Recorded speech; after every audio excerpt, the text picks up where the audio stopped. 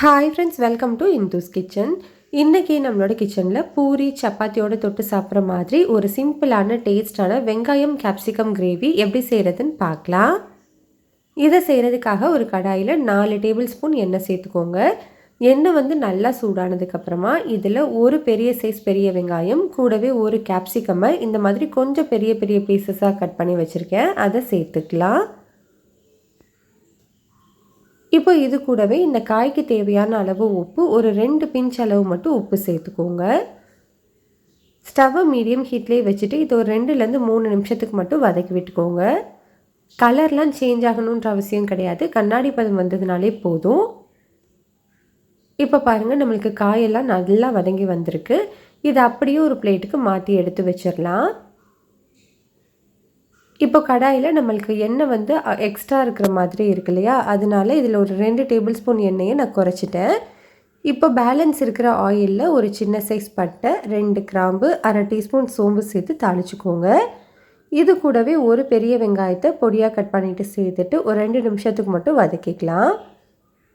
வெங்காயம் கொஞ்சம் வதங்கினதுக்கப்புறமா இதில் ஒரு டேபிள் ஸ்பூன் இஞ்சி பூண்டு பேஸ்ட்டு சேர்த்துட்டு அதோட பச்சை வாசனை போகிற வரைக்கும் நல்லா வதக்கி விட்டுக்கோங்க.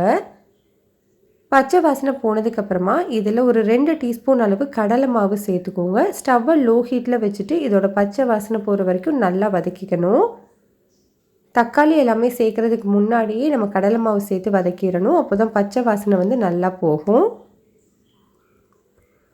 இப்போ நமக்கு பச்சை வாசனை சுத்தமாக போயிடுச்சு. இதில் 2 மீடியம் சைஸ் தக்காளியை பொடியாக கட் பண்ணி வச்சுருக்கேன், அதை சேர்த்துக்கலாம். இது கூடவே ஒரு பச்சை மிளகாயை சின்ன சின்னதாக கட் பண்ணி வச்சுருக்கேன், அதையும் சேர்த்துட்டு இந்த கிரேவிக்கு தேவையான அளவு உப்பு, ஒரு டேபிள் ஸ்பூன் கல்லுப்பு சேர்த்துட்டு இந்த தக்காளி நல்லா மசிகிற வரைக்கும் வதக்கி விட்டுக்கோங்க. பாருங்கள், தக்காளி இந்த அளவுக்கு நல்லா மசிஞ்சு வெந்து வந்திருக்கணும். இப்போ இதில் காரத்துக்கு ஒரு டீஸ்பூன் அளவு தனி மிளகாய்த்தூள், ஒரு டீஸ்பூன் அளவு மல்லித்தூள், 1/4 டீஸ்பூன் மஞ்சள் தூள், கூடவே அரை டீஸ்பூன் கரம் மசாலா தூள் சேர்த்துட்டு இதோட பச்சை வாசனை போகிற வரைக்கும் நல்லா வதக்கி விட்டுக்கலாம். தூளோட பச்சை வாசனை போனதுக்கப்புறமா இதில் ஒரு 1/2 கப் அளவு தண்ணி சேர்த்து நல்லா மிக்ஸ் பண்ணி விட்டுக்கோங்க. இப்போ இதை ஒரு மூடி போட்டு ஒரு 5 நிமிஷத்துக்கு கொதிக்க வச்சுக்கலாம். 5 நிமிஷத்துக்கு அப்புறமா பாருங்கள், நம்மளுக்கு கிரேவி நல்லா திக்காக இருக்குது. உங்களுக்கு கொஞ்சம் தண்ணியாக வேணும் அப்படின்னா நீங்கள் இன்னும் கொஞ்சம் தண்ணி எக்ஸ்ட்ரா சேர்த்துக்கலாம்.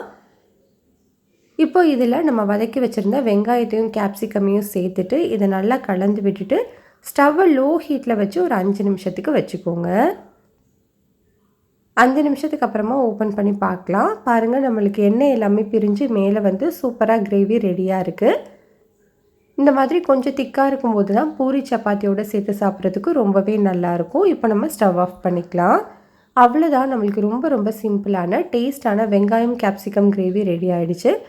இந்த ரெசிபியை நீங்கள் ட்ரை பண்ணி பாருங்கள். ரெசிபி உங்களுக்கு பிடிச்சிருந்ததுன்னா லைக் பண்ணுங்கள், ஷேர் பண்ணுங்கள். மறக்காமல் இந்துஸ் கிச்சனை சப்ஸ்கிரைப் பண்ணிவிட்டு பெல் பட்டனையும் கிளிக் பண்ணி ஆளுங்கிற பட்டனையும் கிளிக் பண்ணிக்கணும்.